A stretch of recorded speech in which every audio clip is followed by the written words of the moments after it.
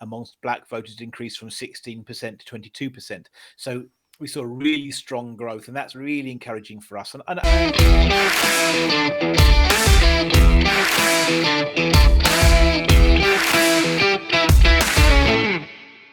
Please go check out rebelstoresza.com.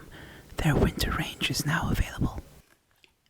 Hello, ladies and gentlemen, and welcome to Real Moments. Real Moments are sections from longer interviews done on my channel that I think you guys might find interesting. Your real moment is in. Yeah, no, look, absolutely. I think, look, we've produced these graphics. It's always catch-22 because we're fundamentally non-racial, and then we have to sort of produce these graphics for race. But equally, we would be foolish if we don't head off the main criticisms of the past. And you've been around the independence movement, the left, to see the accusation.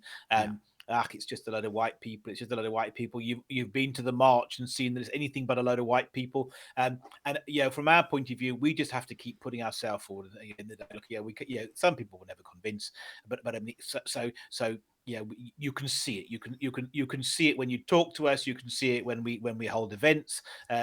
You can see it in if you were to look into Cape Exit's database, you would see it there.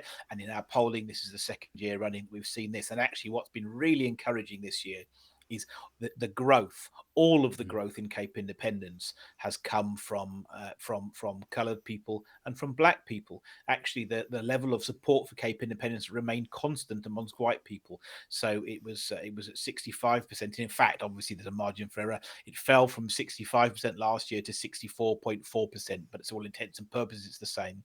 Whereas support amongst coloured voters increased from 39% to 50%, and we now have a majority of coloured supporters in the province supporting Cape Independence. And amongst black voters increased from 16% to 22%. So we saw really strong growth, and that's really encouraging for us. And I get it, at the end of the day, for While I have you here, why don't you please go down in the description below and check out Support My Channel, where you can support me for as little as 40 Rand a month. And also you get some perks, but you got to use the Quicket link to get access to these perks. Again, links in the description below. And don't forget, subscribing is always free.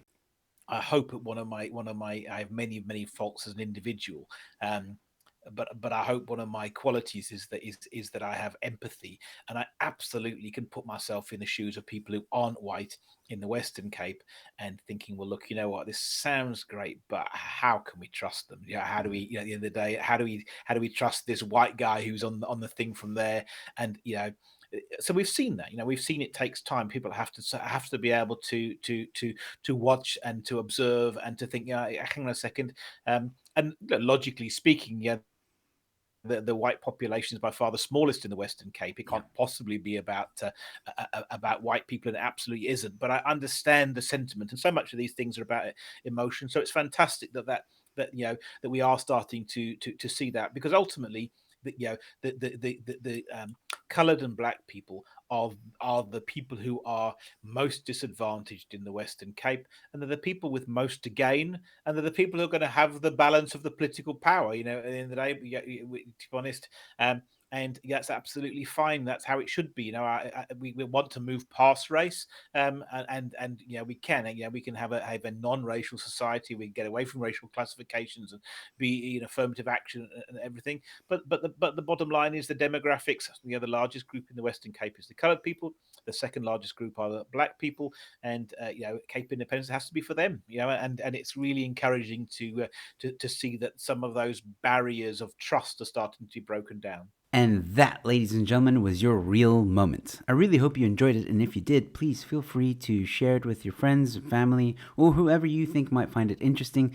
Give the video a like. It goes a long way to supporting the channel and helping it grow. And this is your second reminder to please subscribe to my channel. I've got a lot more content coming your way. And please go check out the Telegram channel. It's a channel, not a group. You just get notified of all the upcoming uploads and live streams on this channel. And with that being said, ladies and gentlemen, stay safe, be kind to one another, and I'll see you at the next one. Cheers.